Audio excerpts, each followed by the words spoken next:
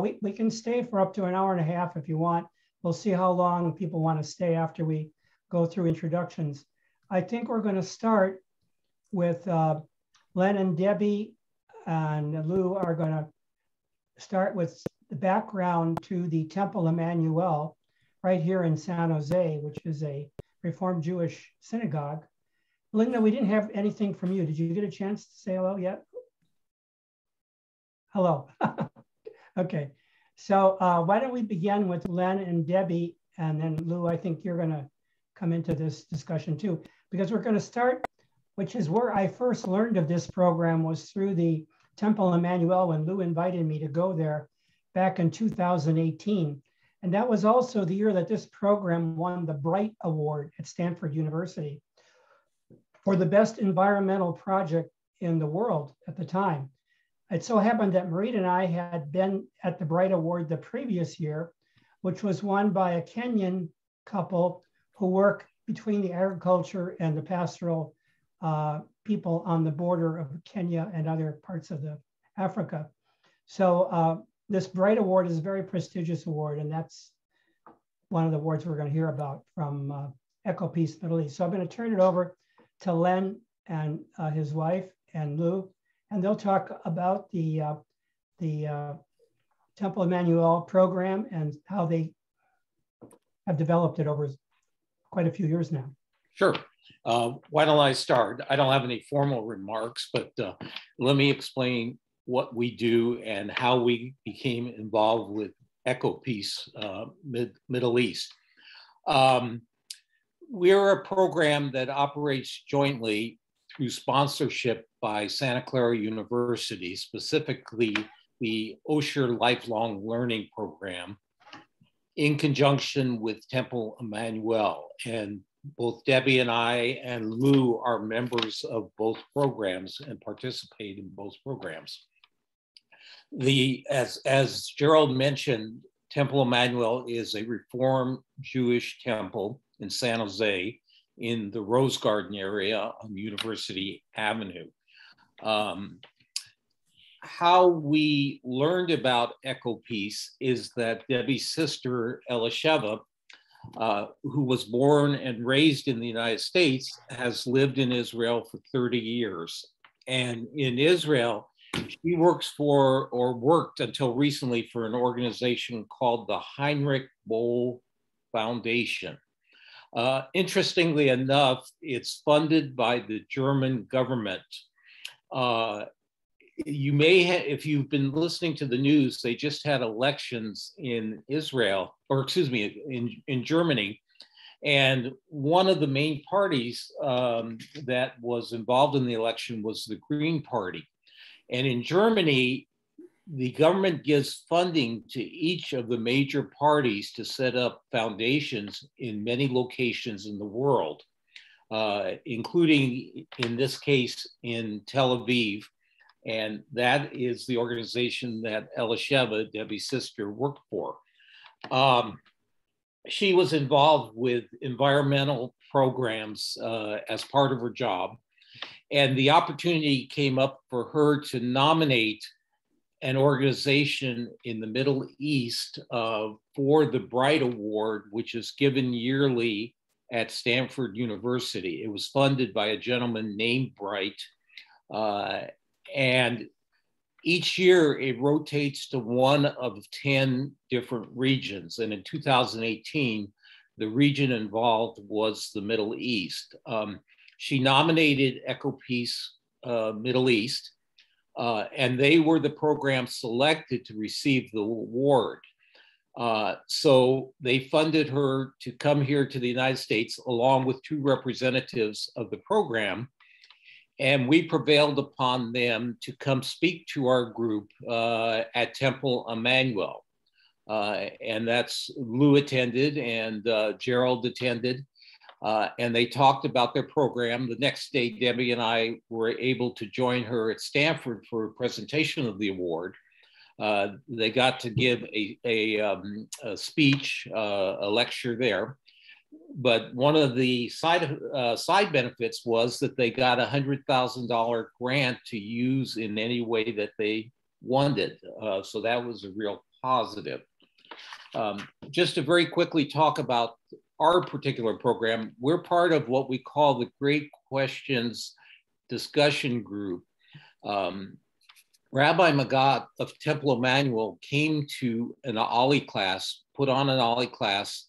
In fact, has done it several times, where he brought in speakers from different religions, representatives from different religions, all based here in the San Jose area. If I were to mention some of their names, I would imagine that many of you would recognize at least one or more of those speakers. So our group's emphasis is interfaith, specifically to learn about, understand, and interact with folks from different religions. Before COVID hit, besides having them come in person, and more recently over Zoom, we would go out and make visits. So our group visited a Hindu temple. We several times have visited Muslim mosques. We were at the Sikh temple in East San Jose. So it's a very ecumenical, interfaith type of project that we have. That's why we're so glad to be meeting with you here today. So, you know, that in a nutshell is how we became involved with EcoPeace and what we do. When it comes time to questions after the video and presentation, Debbie and I would be glad to answer, and Lou would be glad to answer any questions you had about our involvement with the EcoPeace, with our involvement with Temple Emmanuel, with our involvement with Santa Clara University, or if you had any questions about the situation in the Middle East. And as I had said to Gerald, if we address those, we're only speaking as individuals and not any formal representatives of any organization, would be glad to answer those questions, or even questions about the Jewish religion, or specifically the Reform branch of Jewish religion. So would you want to add anything to that, Debbie? Not really. I just wanted to say it was a very heartwarming experience to be part of the award ceremony that that EcoPeace won in 2018. They had a beautiful ceremony, and it's actually the whole family, the Bright family, were all there to do the presentation. They do this every year, and they do nominate one organization to win. And it was, I know my sister was very gratified that she nominated EcoPeace for the award, and they benefited from that award. So. And Lou, would you like to add anything about our group or the presentation? Sure, I'd be glad to. With Santa Clara University, I know a number of you who are present from San Jose are familiar with their outreach and their mission and so forth. I first got familiar with Temple Beth Emmanuel and through the OLLI program. And a matter of fact, I was looking for an opportunity to learn some things that I was interested in. And at that time, Rabbi Magat was teaching this class on the great questions of existence. And there were two classes. The first one in the series was on the monotheistic religions. And then the second class was on the on Eastern religions. So Rabbi Magat is a charismatic, very unusual person, and I think he, in combination with Lynn and Debbie, have set a tone of very much openness and outreach, and have created that working relationship between the temple and Santa Clara University through OLLI. And I've taken many classes there. There are a couple of things that have spun off from they're still part of the temple and under Debbie and Len's leadership. And there are a couple of groups that I'm involved with that there were small groups of, about 10. And each one of them is kind of focuses to one degree or another on religion and spirituality. And I want to mention too that an example of openness. I'm doing my best, Len. The group Habarim, and you said it perfectly. Okay, thank you. And so it's a wonderful group. Virginia, who couldn't make it tonight, she and I are the only Gentiles there, I guess, or non-Jews. But it never. The openness and interest, in us was very rewarding. So it's a very organic, lively, evolving organization. And I could say more, but I think that will give a flavor anyway. Thanks, Lou. I see we have Mary O'Brien who joined us. Do you want to say a word, Mary? Are you with us, Mary? I don't know if maybe she'll come in later. Okay, well, so we'll go on then. I want to just say a few words about what we're going to watch is a video. There's many videos on EcoPeace Middle East. I went through about 7 or 8 of them, and I chose one that I thought was most interesting because it's a TED Talk that the director of the Israeli part of this project, Gideon Bromberg, gave at Yale University. He is what's called a Yale World Fellow. Yale University, similar to Stanford, has these major talks that are given on different international issues. And people come there for major presentations. So this is a TED Talk that he gave few years ago at Yale. And I found it interesting because you'll see in the talk, he ties it into the larger picture of the Arab Spring. Now, I was in Egypt just before the Arab Spring in 2010 with a group of 49 of us from the San Jose area, faculty and some students from San Jose State and other colleges in the South Bay. So we spent several weeks traveling through Egypt, and we ended up we met with university students all up and down the Nile River and ended up in Cairo at Al-Azhar University, which is the major Sunni Muslim university in the whole world. And that happens to be the university that Pope Francis is working with on an interfaith project between the Vatican and the Sunni Muslim world and was the inspiration for Fratelli Tutti. We just finished a conference, online conference, co-sponsored by GMU for 3,000 participants that took place from August 19th to 21st. And it was in 15 countries around the world, particularly in Africa and the Middle East, Indonesia, and the United States and South America. So it all, my experience there, and then Marita and I have been to Turkey several times and have done interfaith work in that region also. So that kind of, when I heard about this EcoPeace Middle East, I was fascinated by it, and I wanted to hear more about it. I see we have Anthony Pino joined us. Welcome, Anthony. Yes, I'm sorry I'm late. I texted you. I don't know if you saw it or not, but that's okay. Well, I'm glad you're here. So we're just about to listen to Gideon Bromberg. This is about an 18 to 20 minute video. It's actually his TED lecture that he gave at Yale University on this project and how it fits into the larger picture of what's been going on in the Middle East, because the Middle East has got a lot. What's happening in the Jordan Valley has ramifications throughout the Middle East, because as you know, the Gaza Strip is connected directly to Egypt. And of course, there's a lot of interesting problems there we can talk about later. So I'm going to go to share screen now. And let's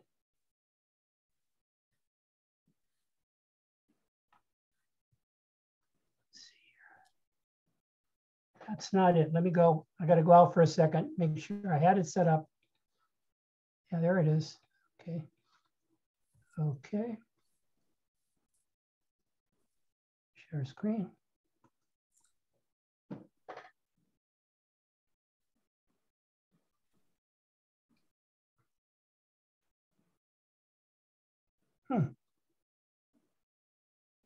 You know why it's not showing up, Marita? Sherry, did you click share screen? Let me make sure. Click shared screen. I see it there. And do you see the? I'll go out here. It's on my computer. It's right here. I want to make sure it's on. There's the TED Talk. Let me try again.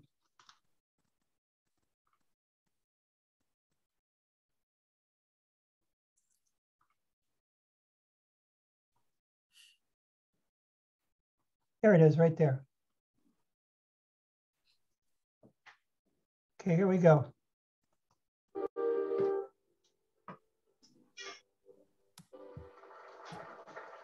There's never a dull moment in the Middle East, is there? But for a change, this photo speaks of some inspiration of the Arab youth of Egypt, of Cairo, coming out in their masses to voice their concern for democracy, for expression, for freedom. Nevertheless, at the same time, Israeli... Can you turn up the volume, Jerry? So we're at a dilemma. And in my work, where I tried for the last 17 years to move, to understand how to move the peace process, how to make peace between Israelis, Palestinians, Jordanians, Egyptians. So I attended a meeting in London where a group of Arabists, including one of the activists who were here in Tahrir Square, in the Arab Spring, that this set of events has come to the fore. And I was really inspired to hear how this gentleman was able to stand up to the fear of the police state that the Mubarak regime represented. After his talk, I came up to him and I introduced myself as an Israeli. And I told him that I and thousands of other Israelis were inspired by him and by his people. And I asked him, how can we use the momentum of this Arab Spring to help advance the Israel-Palestine, the Israeli-Arab peace? I asked him, would he help me to speak in Tahrir Square with Jordanian, Palestinian colleagues of mine? Could he come to Rabin Square in Tel Aviv and speak and share to the Israeli public how he overcame that fear and brought down the Mubarak regime? Sadly, he responded, no, that's not possible. I was disappointed, but in reality, I wasn't surprised. Because in the 17 years of my work, of trying to bring peace between Arabs and Israelis, I've come across that fear, that same fear every day. It's the fear of the small but vocal minority on both sides that want to stop peace, that call and sometimes use violent means to condemn people that seek to promote the peace.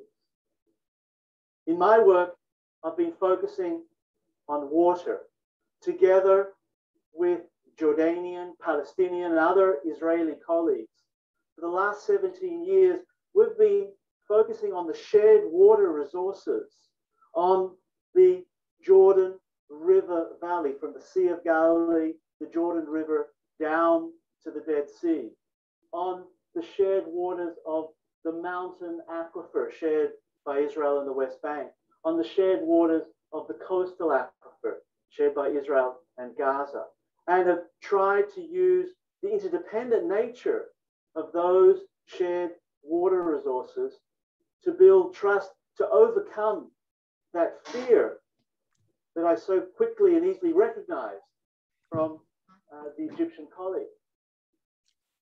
I've tried to focus on the demise of our ecosystems because of the conflict. This is the Jordan River coming to a complete stop just 2 kilometers south of the Sea of Galilee. This is a dam built on the Yarmouk that prevents the waters of the Yarmouk flowing into the Jordan River. In the midst of conflict, every side successfully captures those waters and tries to keep it to itself. So as a result, this is the Jordan River today. It's hard to see the Jordan River. There is not a child on earth that hasn't grown up with the imagination of the Jordan River. I don't think anybody recognizes that this could be the Jordan River today. But in fact it is, and it's because of the conflict. So we've brought tens of thousands of Israelis, of Palestinians, Jordanians, to see what's happened to our shared waters. Not only is there so little water, in fact, 98% of the historical flow of the Jordan is no longer there, is taken away. And instead, it's sewage, it's agricultural runoff, it's saline waters that's left in a river that's holy to half of humanity, Jews, Christians, and Muslims. It's not only the Jordan River that's impacted, its terminal lake, the Dead Sea, is shrinking. It's lost 1/3 of its surface area. The lowest place on Earth is getting lower every year. In fact, by 1 meter in depth every year. Piers that were once in water are today 25 meters up in thin air. Other piers that were on the shoreline of the Dead Sea are today over 1 kilometer away from the waters of the Dead Sea. But it's not only the environmental response that we try to focus on, it's also the impact of the conflict on water supply in the domestic sector, on the water sharing agreements, particularly between Israelis and Palestinians in this interim, so-called interim period of the Oslo Accords. It was supposed to last only 5 years, but 17 years later are still in force. Accords that have left domination to be the name of the game, have allowed Israel to extract 80% of the shared waters of the mountain aquifer and only provide 20% to the Palestinians. Clearly not fair and clearly not the intention. And we bring Israelis to see the result. When an Israeli turns on the tap, we can always expect water. When a Palestinian turns on the tap, there's uncertainty. It depends. Every home must have a tank on their roof because in the winter, once a week, water will be provided by the municipality. In the summer, perhaps once every 3 weeks. And only as much water that can be stored in the tanks is the quantity of water that can be consumed. So showering every day is certainly out of the question. It's not only the occupation, it's also mismanagement, but the perception is very much the occupation, and it's the perception that counts. It's not only water supply, it's also contamination of shared groundwater. So that when you're not getting your fair share of water, perhaps the priority is not to deal with your sewage, particularly if the West Bank is high country and Israel is low country, and the sewage will flow to Israel anyway. The fact that the shared waters of both peoples are polluted doesn't speak so loud when you get so little of that water. In fact, we're shooting both peoples in the foot by not altering the current agreement. And hence, we've gone forward and proposed what a model water accord could look like, and called on our governments to stop holding water as a hostage to the failure of the peace process to move forward, to increase water supply to every Palestinian home so that every Palestinian can feel the results of peace. We've suggested models that are familiar to so many, because in any shared basin, there needs to be a commission that manages shared waters, but in partnership. Experience here in North America, experience of great rivers in Europe. We don't need to recreate the wheel. The experience is there. We just need the political leadership to get us there.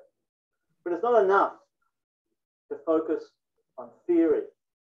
That doesn't capture the hearts and minds of people and convince them to overcome the fear of those that don't want peace.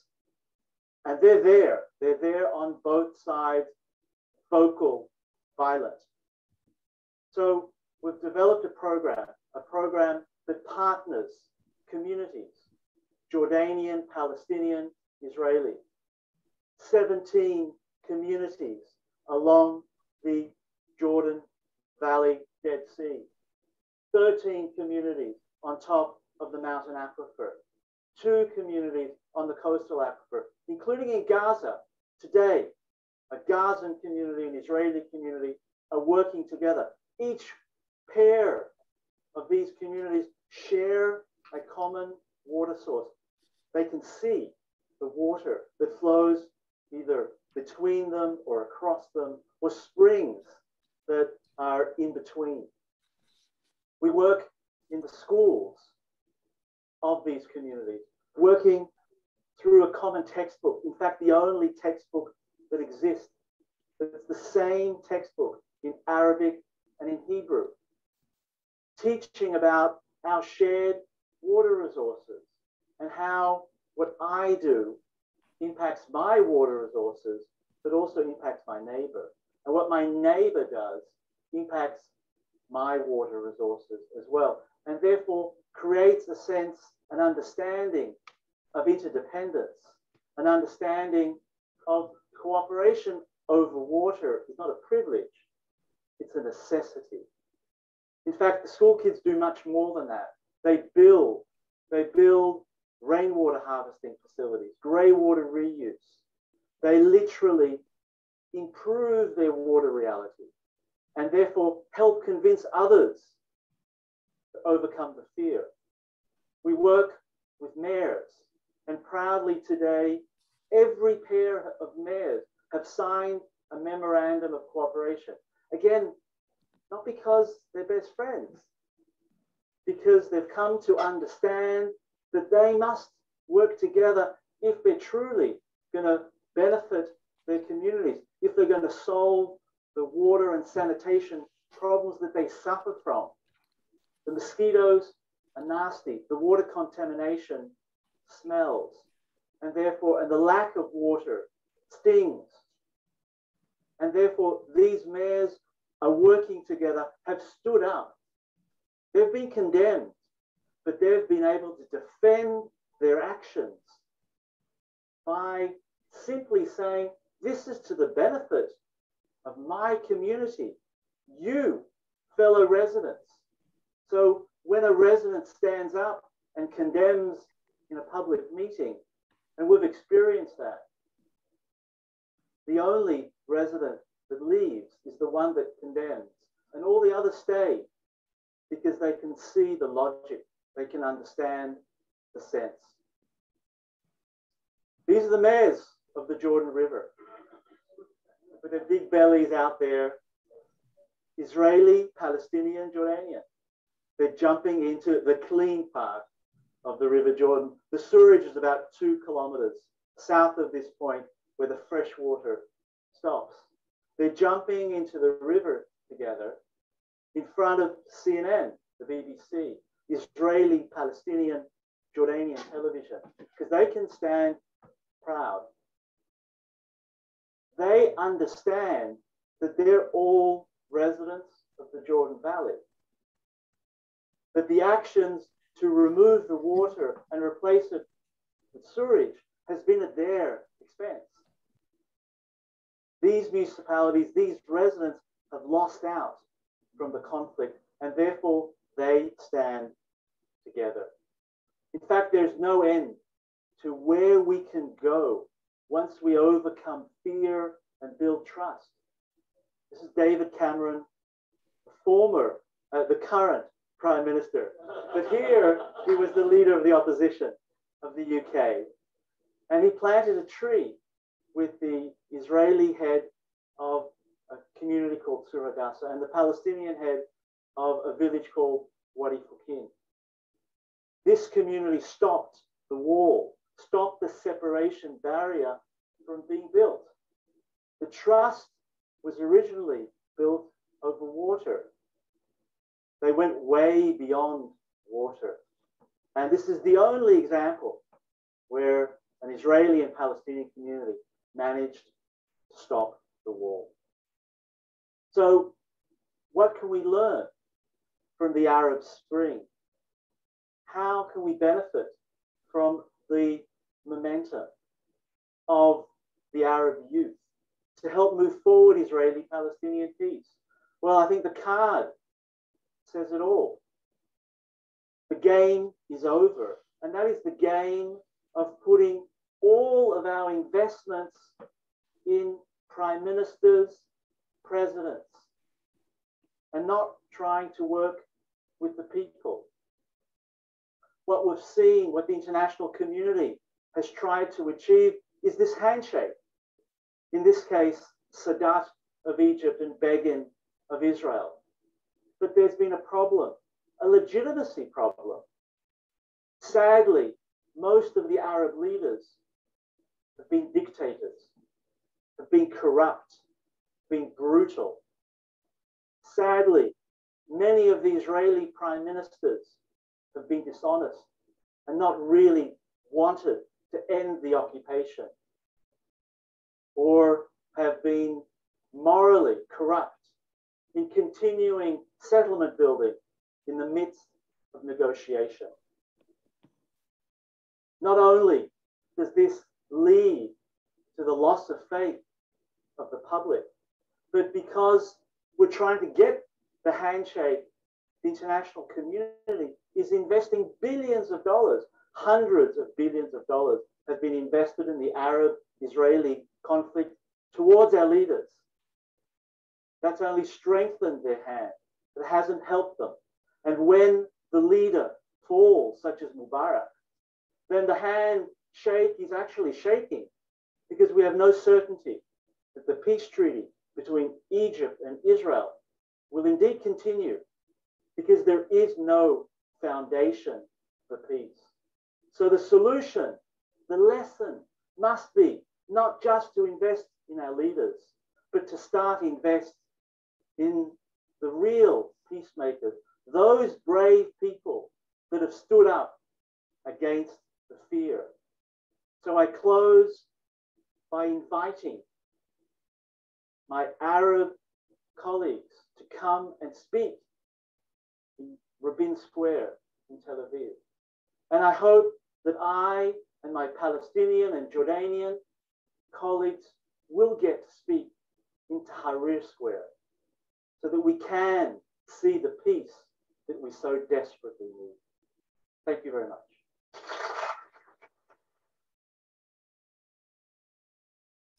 Welcome back.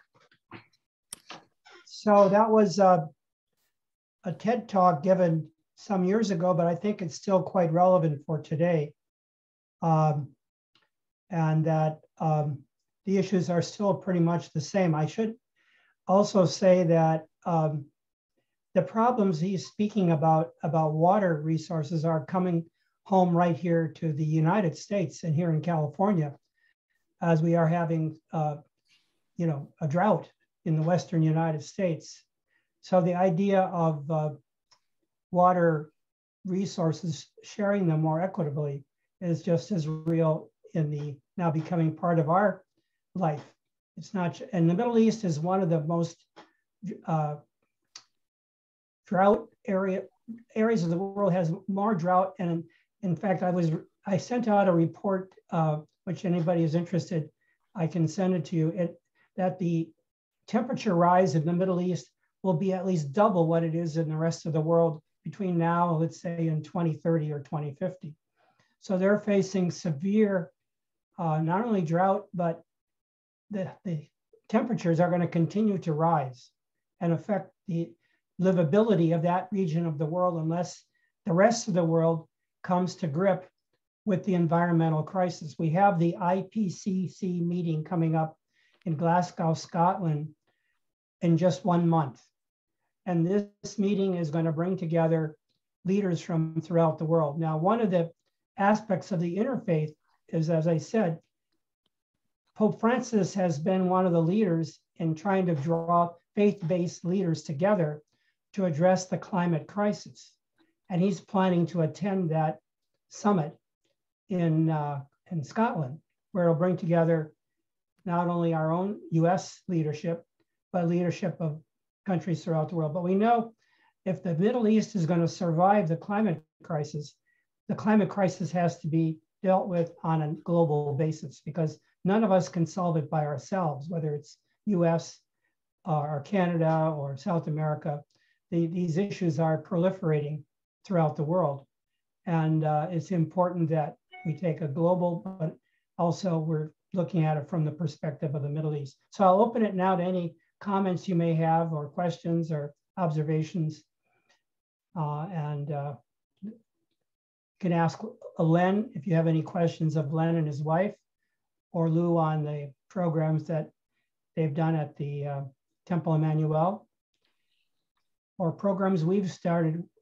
I should mention one other thing. We've been working with universities in Africa for about 5 years now. We've been working in Kenya for over 10 years, but about 5 years ago, we started to connect with a university in Nairobi called Tangasa University. And they have an interfaith center there called the Institute for Interfaith Dialogue and Dialogue between Christianity and Islam. So that university has been a partner with us in this conference we just finished at the end of August. Now that conference, which went on for 3 days, it's all available on the internet on YouTube.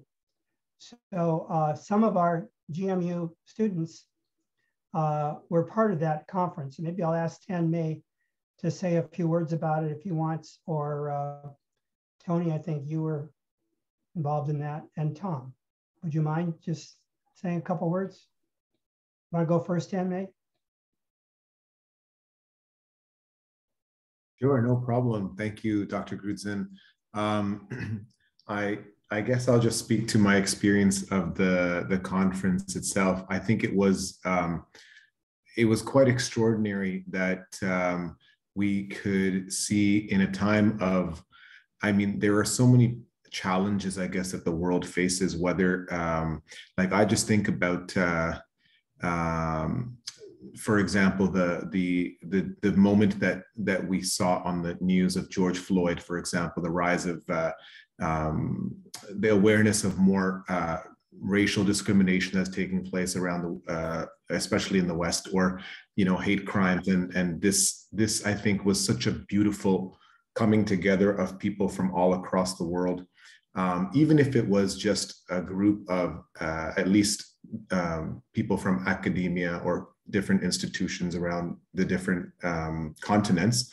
But I think it was wonderful to see how interfaith was playing out through these, the way that I think just the idea that there's a universal divinity that's common, that we are tapping into, that for me, I guess that, it just speaks this idea that God isn't exclusive to one religion, right? And that people see and we feel that this universal connection. So I think this, the Fratelli Tutti, the conference that was on for 3 days, it just spoke to the things that a lot of us who are spiritual or religious value the most, which is, regardless of my faith or my creed or any background. Sometimes it's almost amazing that we can see people from different religions who have more in common, or different faith traditions, who can almost connect further, even if they're on different sides of the world. And I think we saw that in whichever light we were discussing, whether it was environmental issues or racial challenges, and in the context of faith and interfaith work. Yeah, so that's just my take. Thank you. I want to welcome Mary Jane Rannick. Welcome, Mary Jane. Are you with us? And Dr. Sterling Harwood, welcome. I don't know if they have their voice on or not, but. Yes, welcome. Thank you. Thank you. I was busy. Okay. Do you have any comments, Mary Jane? No, right now, no. I just tuned in. Okay, thank you. Uh-huh. Anthony, did you have any comments you wanted to make?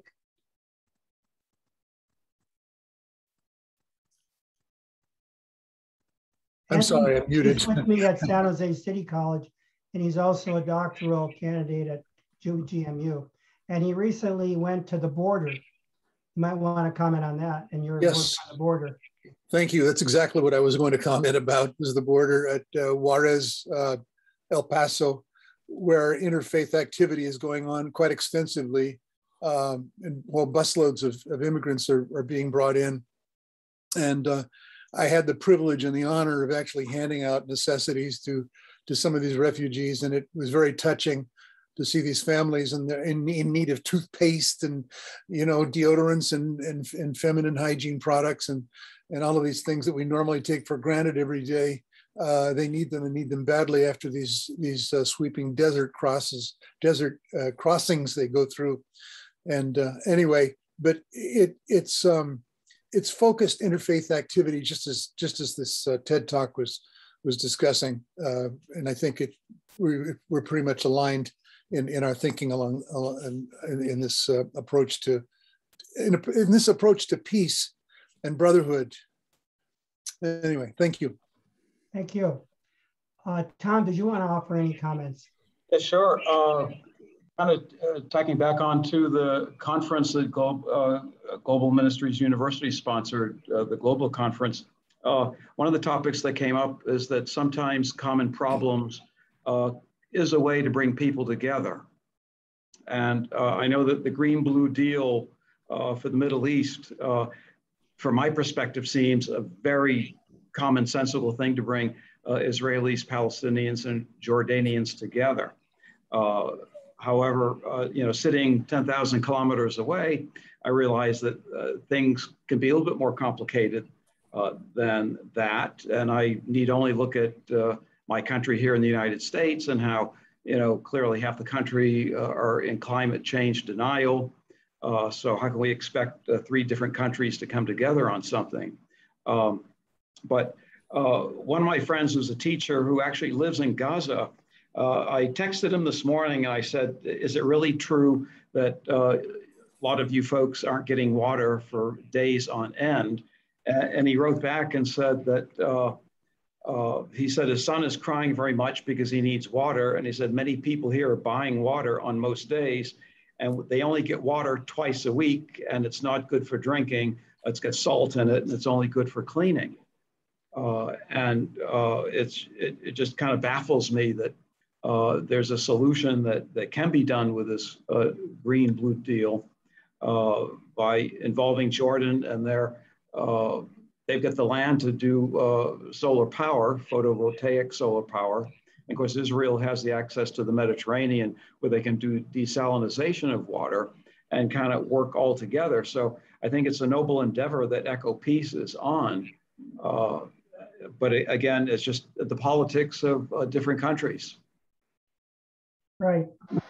The Gaza Strip, as many of you may or may not know, has raw sewage that goes out into the, I believe, into the Mediterranean and into the aquifers. So it's, and they don't have the ability to process the sewage. So it affects the whole region. And that's because of the isolation of that Gaza Strip, which is where one of the mountain aquifers is located that has water in it, but it's not properly distributed.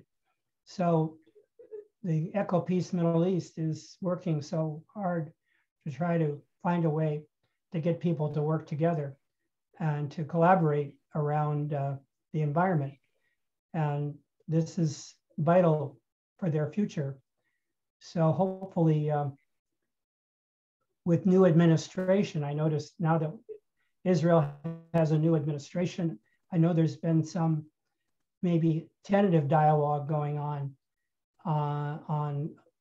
efforts to provide both international and US aid to some of these projects. And EcoPeace Middle East has been very successful at what it's done for 25 years. So we just need to support it politically and economically.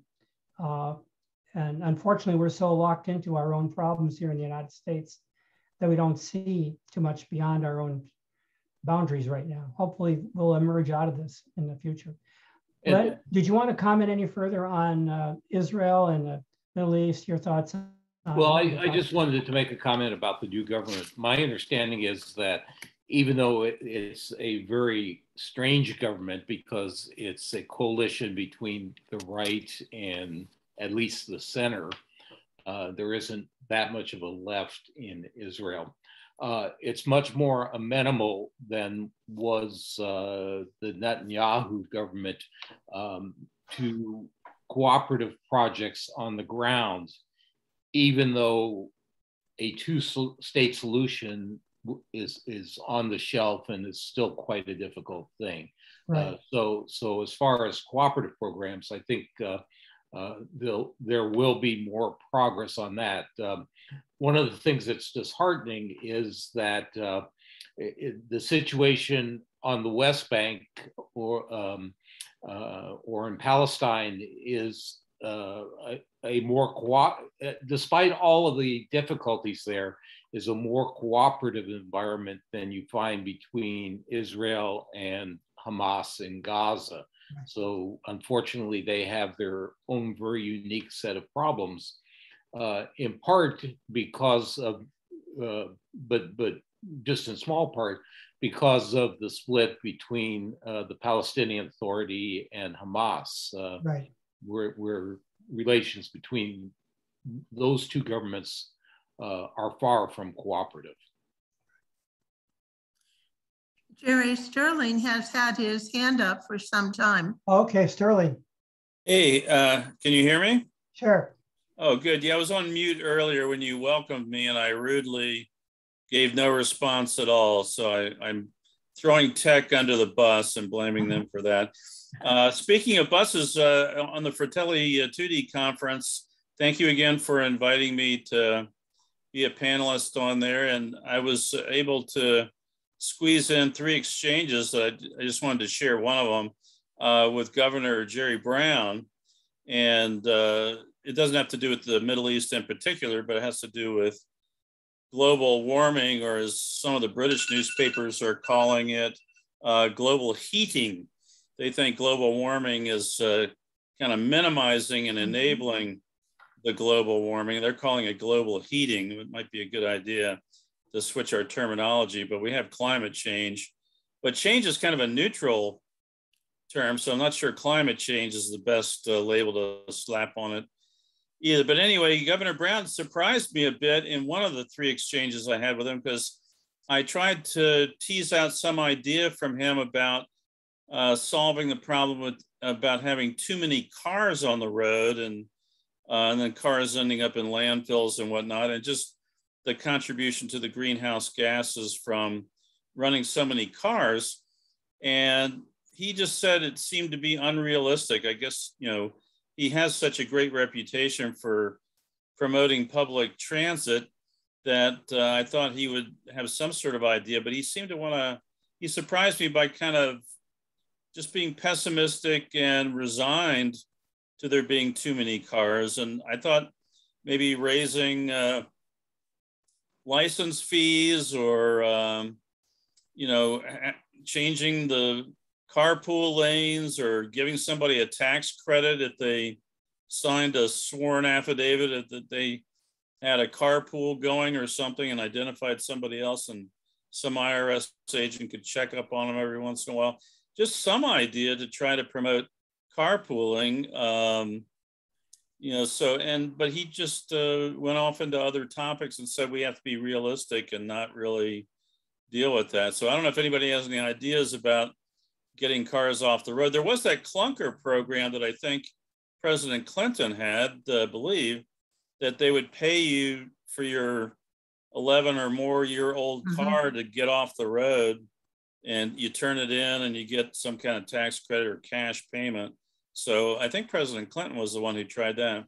Marita, I thought I saw you had a response. Thank you, Sterling, for both of those comments. I wanted to share that the Catholic Diocese tonight, and Liz Lilly and I are on that committee, Stewards of Our Common Home, is having a program. We've had a series, we've had 5 programs this month, and the one tonight, the final one, is confronting our throwaway culture, and the emphasis tonight is on transportation. And of course, it won't be a stellar solution to our problem, but I think that we all have to be involved in living more simply and driving less often, flying less often, as much as it can pinch us. You know, by that I mean sometimes we feel entitled, especially as we're older, to leisure and to traveling here and there, and I think we have to focus more on being global citizens, and we all have to learn how to live more simply and how to care about others and how to people we can't even see. I think this this program, EcoPeace Middle East, is just extraordinary, Len and Debbie, absolutely extraordinary.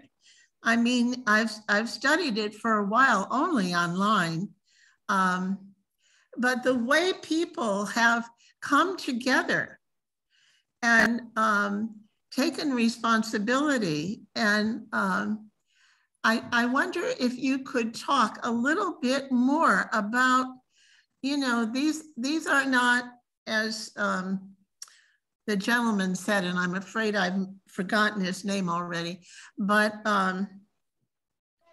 they did not work from the top down.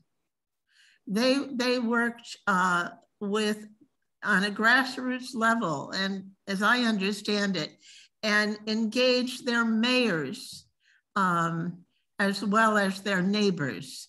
And I wonder, do you know any of the secrets of their courage, of their vision, of how they brought people together? It's my belief that right from the beginning, they made the decision to work at multiple levels at the same time. So I do know that they try to influence policy at the national level in each of the 3 countries, in Israel, Jordan, and Palestine. But at the same time, they work at more of a middle level, as you noted, Marita, they have made great progress with mayors and at community level. But also, I believe they work on an educational level with students, with more common citizens, if you could use that term, so that they're trying to change hearts and minds at multiple levels at the same time. And I think that was the plan and the vision right from the beginning, which has made a difference. Right. And I also think, you know, you don't hear about these programs like EcoPeace. You hear about mostly all the turmoil that's going on there. But yes, I think there are other programs that work doing the same type of things. And my sister who lives in Israel said there are programs that do similar types of things. And so there is hope because they do have these programs as opposed to what you hear about all the turmoil. So. I'm just going to say, I will put my email in the chat so that anyone who wants to come to the program from 7 to 8, it's a very dynamic program, and we have adults and teenagers participate. So I'll do that in 1 second. But I also wanted to ask, do you think, I'm chair of our local diocese committee. And do you think that we could do anything together, the synagogue and the diocese, on either an educational event on, you know, simple living or changes we can make to be more, I'm kind of, a lot of things are running through my head right now, but do you think that maybe we could talk about that and see if we could do an interfaith program? Sure. Marita, at Temple Emmanuel, there is something called the Green Team, a whole committee that works on making small changes that will affect, have a positive effect on the environment. So if you put your email in the chat, I will get back to you, and I will also put you in touch with the chair of that particular committee. And I'm sure that they would be quite interested, and so would Rabbi Magat, in some type of common effort. So I'll make sure that I'll make sure to follow up on that. Right, and we had some speakers come up from the city actually at Yom Kippur, after Yom Kippur services, talking about what the city is doing, and they were having us become involved with what the city is doing. So you might be interested in doing that also. Well, of course, we can learn from you and share educational resources. It would be wonderful. In fact, I think they recorded that, and there's a YouTube video of that. So I will send you the link, and you can watch it. And if you wanted to, I will. It, that would be fine. So, you know, please do give me your email. I will. I will. Thank you. You're welcome. Thank you for asking. Eric, did you want to comment at all? I would say a couple of things. Sure. I'm Liz. I work with Marita on the diocesan green team. Most of this conversation and the video tonight have reminded me of a book I learned about in the early 80s called Getting to Yes. And it's a negotiation tool. Basically, you have to name what it is you really want. And it seems to me the worse the situation gets right now, it actually might be easier for us to identify exactly what it is that we want, as in clean, accessible water, or clean air, or those sustainable kinds of access to food. And because, you know, where we live, if we don't sense necessarily the situations that drive so many environmental refugees all around the world, and we get caught up on end of the line arguments over visas and borders and quotas and things like that. When if we understood the common need we all have that this planet survive. So you've actually given me a little hope that the worse it gets, the more we might be able to actually focus on what that common need is. Good. And I do love working interfaith services. So with Temple Emmanuel, and I have some experience with Shir Hadash and Beth Am in Palo Alto. So. Oh, great. Thank you. You probably saw some of the articles on the Haitian people coming out of Latin America, thousands of them risking their lives just to try to get into Panama, and then from Panama into United States. So they're refugees from both Mexico and Central America, but now thousands of them from Haiti that are trying to get out of the poverty and violence that exists in south of the border.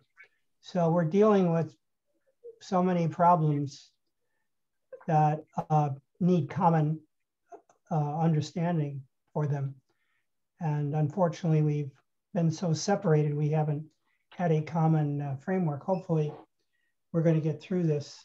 As you said, Liz, sometimes as things get worse, people realize we don't, like right now, we have the debt limit coming up in the United States. Well, we could default on our debt, which would be disastrous for the United States. But it's completely in limbo right now with like 3 weeks to go, and no one's coming up with a solution so far. So these problems are just mounting one on top of another. And here we sit in California with fire, the fires raging for so long, drought. The problems are getting greater, not less. So the need for common approach to things is even greater than ever was. So that was the message of Fratelli Tutti that this conference was building human solidarity. How do we build human solidarity? Whatever the differences we have, if we don't work together, we'll go down together as a human. When Jerry Brown gave his talk, he talked about a study from Oxford talking about the peril of the Anthropocene, meaning our human species, whether we're going to survive or not into the future. This guy from Oxford said, it's debatable. We have like maybe a 60% chance.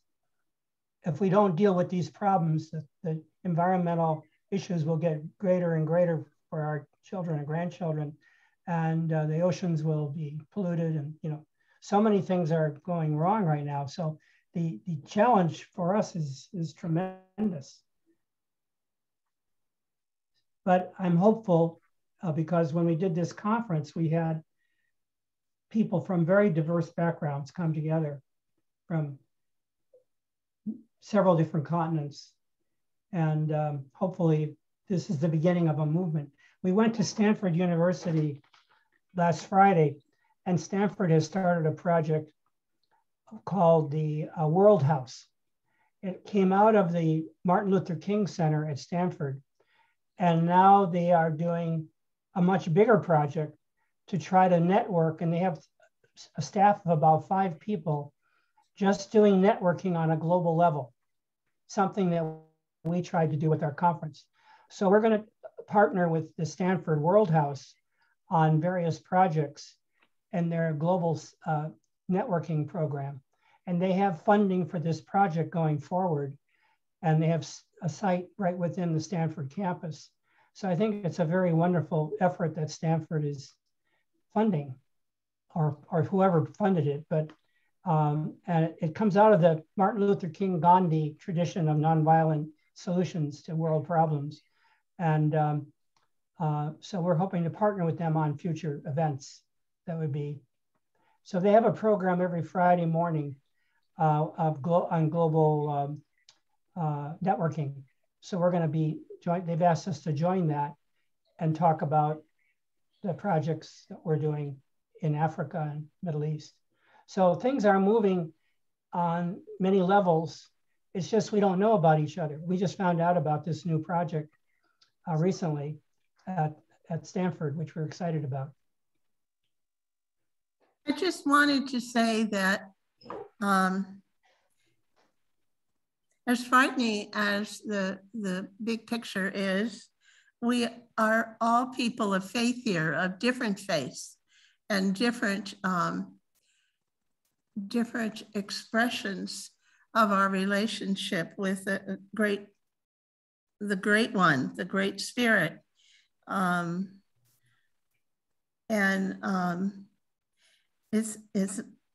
It's my belief that God is with us in this, and we are not alone in solving this, and that inspiration can come, that God can work through our hearts and our minds and create responses we haven't even imagined yet. So I feel that prayer and working on the environment from a place of peace and not frenzy and terror is really important if we can. Thank you, Marita. So I think it's about a few more minutes, maybe some final thoughts from anybody that wants to express how they, I think it's a good place to leave us with a message of hope that Rita gave. Yeah. I mean, I would like to just add something here. I think the use of language is really important, and understanding that we're dealing with like climate disruption or Liz mentioned earlier, name exactly what's taking place. That these aren't necessarily just challenges, these are predicaments as described by William Catton back in 1980 when he wrote Overshoot. And so all of the language needs to be clearly stated and understood so that, in the words of Thomas Sperry, we can literally reinvent the human, because that's what we're confronted with. You know, he talked a little bit about that if we're just doing this to maintain the current structure, but think about it a little bit differently, then we'll never be successful. And so the whole idea of change in such a way that can actually be involved in new consciousness that then leads to new action that wasn't even apparent to us before is what I'm seeking and driving for. I thought the other key element in the video was when the gentleman talked about finding a moment of trust. What is it that, whatever the specific challenge is, this happened to be water and use of the water along the Jordan River as it impacted 3 different regions of that area, is that how do we, even though we may have very different worldviews, build that trust, find that trust within us? And Claire Graves' work, maybe popularized through spiral dynamics, shows the only way that the various levels can agree with one another, especially in the first tier, when it deals with development within the human species, psychosocial cultural development, is that trust. Because the way they see the world initially has them view one another as untrustful. Mm-hmm. Because they're presenting answers that their reality doesn't accept. And so, and we've seen how that's expressed here in the United States through COVID. You would think that a pandemic would bring us all together. You would think, okay? And it hasn't, unfortunately. And so that's, but the idea of predicament has been something that's been really shaping me. And from a standpoint of the hope I have is that people, as you know, if things, as they gradually get more chaotic, you know, that people will be driven to really seek actually something new and not just an incremental change that leaves them comfortable within the systems that they're used to, because it ain't going to work otherwise. I hate to be really blunt, but that seems to be the prognosis of the gentleman that gave us 60% chance. But I am hopeful that we can literally move to a new way of seeing the world. That is something that maybe none of us have really imagined. We have glimpses of it, but actually move forward into a new way of expressing the principles that our Christed teachers have given us, the peace and love that we need. So I'm complete. At this Stanford, we call that an eco-conversion. One of the people who is one of the consultants Most definitely to the Stanford Center is Drew Dellinger, professor, and he's an expert on Thomas Berry. I thought I'd just mention that. So I just wrote to him today about possibly offering a course on Thomas Berry for GMU, because I think Thomas Berry was one of the leaders, early leaders of the ecological philosophy. Yeah, part of my volunteer work is supporting the Center for Ecozoic Studies, which works with Berry's work, and I'm familiar with Mr. Dellinger, or Professor Dellinger, from the film that he made, I don't know, 10 years ago with Mary Evelyn. Yeah, Mary Evelyn. Yeah, Mary Evelyn. Yeah. You know, with out of the Yale Forum. So yes, right. Definitely. But Liz, I agree with you. What's the conversion that we need? An ecological conversion that needs to take place. For me, I read The End of Ice from Thanksgiving of 2019 and finished it in a couple of weeks, and then was shattered for 3 months, because I realized that even though I'd been in environmental work for 40 years, that I had acquiesced too much to business as usual. And that how then does that really change within me first, okay? And that actually prompted me then to enroll in the Global Ministries University, you know, as one of the action steps I needed to take. So, and the other volunteer work I do is with the Franciscan Renewal Center and the Care for Creation group that we have out of the center in Phoenix, so, or Scottsdale, but anyway. So thank you for having me. It's been very interesting. Thank you for coming. Len, you and your wife want to have the last words? Well, just to thank you on behalf of Debbie and Lou and myself for inviting us. And Marita, I have Gerald's email, so I will contact you through him. Okay. And follow up on the things we talked about. So great. Thank you. Great. So thank you, everybody. It's been a wonderful evening, and we're grateful that for all of you who came. And we'll be having other events in the future like this. We're hoping to sponsor things at least once each quarter for our GMU doctoral students seminars like this, so that we have different topics that will be of interest to you. So if you have any suggestions, particularly those who are in the GMU doctoral program, please let us know so we can schedule other events that'll be of interest to you and assist you in, as I said, we're starting a program with the Religion and Science Institute in Kerala, India, which is a new initiative of GMU, and we're just now adding courses to that, and they already have been going around 10 or 15 years on the dialogue between religion and science, which I think is an important aspect of our educational work we want to do in GMU. So thank you for coming, and look forward to maybe the next event where we can meet online. Thank you. Namaste. Namaste. Thank you. Namaste. Peace. Thank you. See you next time.